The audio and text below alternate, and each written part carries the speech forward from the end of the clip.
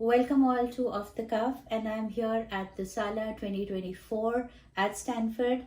And today with me is a very inspiring lady, Manjari Jaruhar is Bihar's first IPS officer and one of India's first 5 IPS officers. Her book, Madam Sir, tells the story of a journey to becoming the first woman from Bihar to join India's elite police cadre, overcoming adversity and discrimination. Very warm welcome, Manjari ji, to Off the Cuff. Thank you so much for having me on your show. Thank you for giving me your time. You are an inspirational woman, to say the least, I have to say. And at your time when you joined Bihar, there was no woman IPS officer. Yes. So did you go through discrimination as a woman, and how did you keep going? I really faced a lot of discrimination when I joined Bihar, though I never thought it would be like that because I was trained along with male colleagues and I was expected to do exactly the same thing during my training, which is one of the toughest trainings. The Yes. IPS training is a very tough training for a whole year, and I did this training along with my men colleagues. But when I went to Bihar, the DG did not think that it was good of me to come to Bihar. Okay. And he felt that what was it that he was going to do with me? Why was I posted there? That Kiran Bedi had already come in 1972, but she was working in Delhi, and that Yes. Bihar was not such a place for a woman. Yeah. So there was a lot of pushback. He gave me the feeling as if he didn't want me to be there. So against this background, I had to really fight my way through to get a job, to start doing my work for which I had been trained all my life. I can understand उस time पे कितना मुश्किल रहा होगा क्योंकि अभी भी कोई बता रहा था कि you know she is one of the in IPS only and Himachal में वो आई थिंक कर रही थी काम तो बाथरूम्स भी नहीं होते कई बारी तो बाथरूम का तो 1976 में सवाल ही नहीं उठता था. हाँ उस टाइम तो अभी भी नहीं है sometimes they have to say नहीं. Oh please you know at least make women bathrooms in your wherever very places में. एंड बिहार में तो लोगों ने कोई औरत को पैंट और शर्ट में देखा ही नहीं था. बिल्कुल तो उसका भी एक बहुत बड़ा इम्पैक्ट था. दैट मैं कहीं भी जाती थी तो भीड़ इकट्ठा हो जाता था देखने के लिए कि अरे कोई पैंट और शर्ट में तो है ही है, वो भी खाकी यूनिफॉर्म में है. And I'm sure they must be calling you Madam Sir or Sir. Sometimes even Sir only because Only sir. Yeah, that's what that's we are conditioned. So anybody on a in the position of I'll say strength and this thing Sir हो जाते हैं. ये तो पहले इन लोगों ने शुरू किया सर ही बोलते थे हर चीज के लिए सर. लेकिन थोड़े दिन के बाद जब कभी कभी मैं शाम वाम को साड़ी पहन के निकल गई या कोई अलग नॉन यूनिफॉर्म में थी तो होती थी तो इन्हें लगे ना कि शायद हम लोग कुछ गलत बोल रहे हैं, सर ठीक नहीं है. तो उन्होंने अपने आप इसमें मैडम जोड़ दिया. फिर मैडम सर हो गया. Yeah, but you were such a path breaker. But Manjari ji, what was the turning point when you decided to? I know you've had a journey in itself on a personal level also. Yes. It wasn't easy for you. Yes. But वो turning point कहाँ से आया? Turning point उसी समय आया when I was married very early. Didn't know कि क्या हो रहा है. और फिर वो मैरिज मेरा बस 1.5 साल के अंदर खत्म भी हो गया. I didn't even know why it happened. To tell, if you ask me today, even now I don't know what was the reason.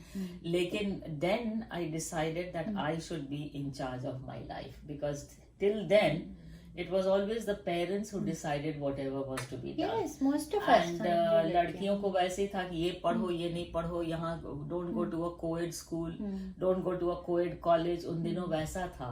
और फिर मुझे लगने लगा कि why cannot I do what everybody else is doing? And then I took the civil services exams. Or as luck would have it, I qualified for the IPS. And उस वक्त country में there were hardly 4 or 5 women in the whole country. And then I arrived in Bihar as the first woman.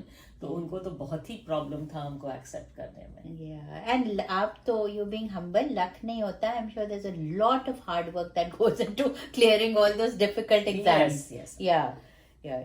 And we've heard so much in the news, and you've had an illustrious career. You've dealt with so many difficult cases, and sometimes you've said that you've broken down also. And Yes. so, like, especially with women crimes, do you think the police needs to be more empathetic towards how they treat cases, rather being just blunt and judgmental, especially in women cases? अगर rape cases तो victim को ज़्यादा shame कर देते हैं पहले ही. So how can that change in our society, especially training police to be more empathetic? No, it is a fact that Yeah. The men police tend to be very suspicious of a woman victim. अच्छा. They will think कि पता नहीं ये सही बोल रही है कि ऐसे ही झूठ बोल रही है कि क्या कर रही है. And women victims को importance भी नहीं देते हैं लोग. But as a woman police officer, I feel that certain emotions in life are universal. For example, if you are going to investigate a case in which a woman has lost her husband, and then she's crying and she's telling you, save my husband, and then you don't know how to react, then you also start crying. You feel so much for the woman who's lost her husband. Exactly. or for a woman who's just lost her child in an accident. So हमें लगता है कि कोई emotions life का universal होता है. Very true. The emotion of a wife for her husband, for a mother for the child. तो ये सब emotions के लिए अगर मैं रोने लगती थी तो मुझे लगता था कि ठीक है, that woman had more confidence than in me. She could perhaps understand that she understands my agony. तो I feel कि मेल पुलिस ऑफिसर्स के लिए भी ये बहुत बड़ा जरूरी है हमारे यहाँ कि उन्हें सॉफ्ट स्किल्स का ट्रेनिंग दिया जाए, that they empathize with women and they learn and to accept what she's saying rather than always be suspicious of her. Yeah, this is societal conditioning, and especially being in the police force, I think it hardens you a little bit because Yes, they the feel men. that, we don't want to be vulnerable and all the time take that, I think it's Yes. a difficult part, I have to say. But what was the most challenging part of your service? The most challenging part, there were several, I can talk about many, but one which was very, very difficult, which happened very early in my career, was the investigation into the Bhagalpur blindings. Oh, okay. So in वो कब Bhagalpur, हुआ था, which year was it? about 80s में, 80s में, yes. 18 में हुआ तब था. इंडिया में थी.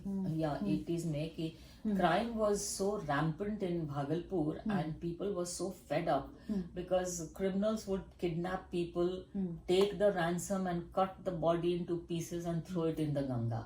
Or they would come and rape a woman in front of her family. So the crime was really heinous. And when police officers arrested these people and sent them to the magistrate or the jail, immediately bail हो जाता था क्योंकि वो भी घबराते थे इनको jail में रखने से. So then the police came out with this novel method कि मैं इन लोगों को blind कर देता हूँ. So they would gouge out the eyes and pour acid. So about 31 to 32 people were blinded. And when there was a big hue and cry in the country, there was a enquiry committee instituted. And then I was part of that inquiry.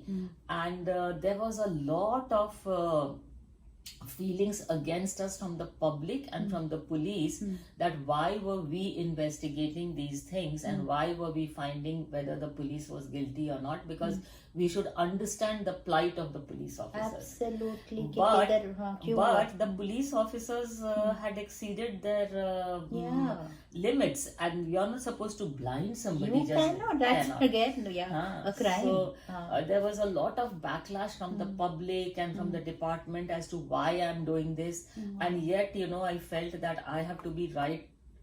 In whatever I do, I must stick to my values. जो गलत हुआ है उसको गलत लिखना पड़ेगा.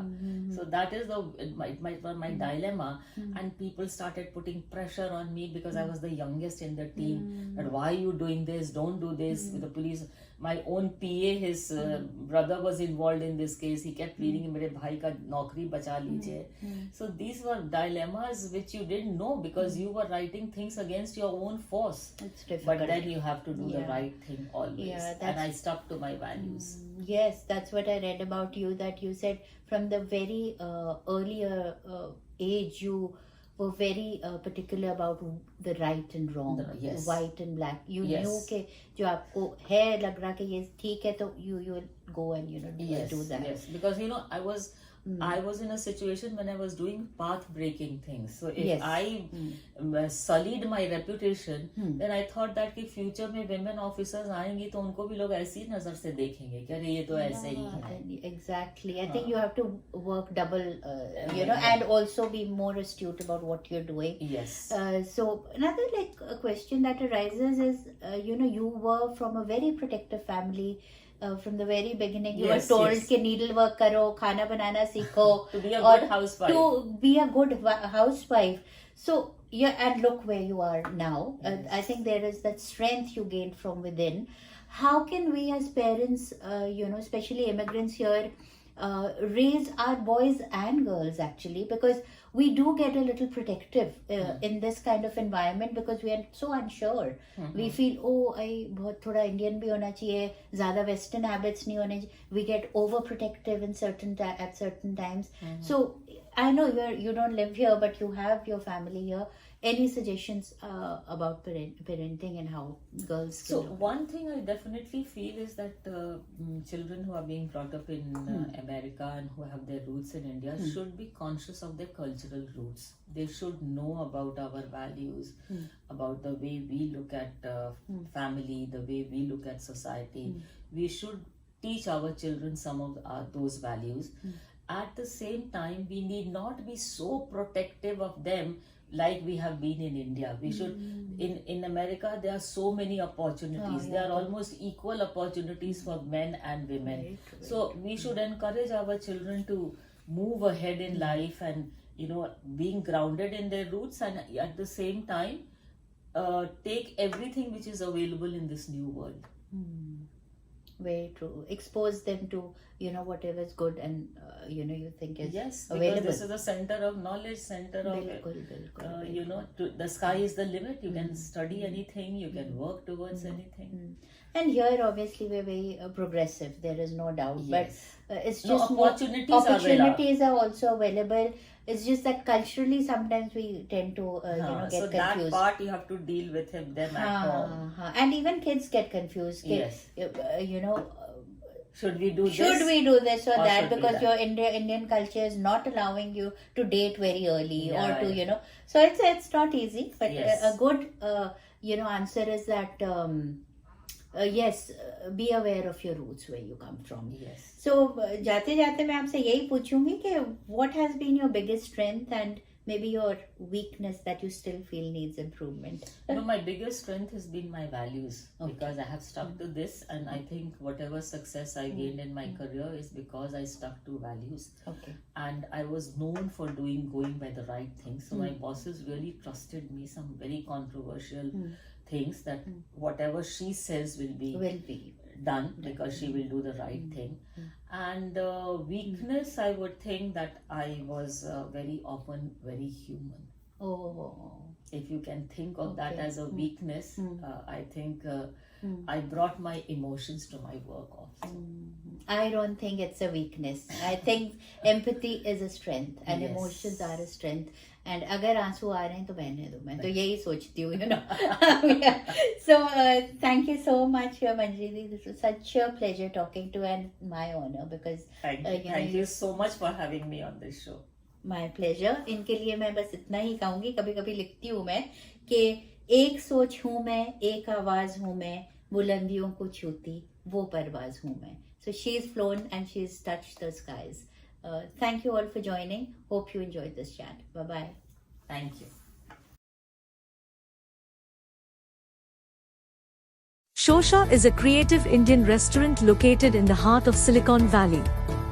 Shosha is a woman-owned business that serves traditional Indian flavors assimilated with molecular gastronomy techniques. The best Indian bar with happy hours in the Bay Area serves handcrafted drinks inspired by flavors from India with modern craft cocktails that are presented in unique ways. Shosha is a modern take on traditional Indian cuisine.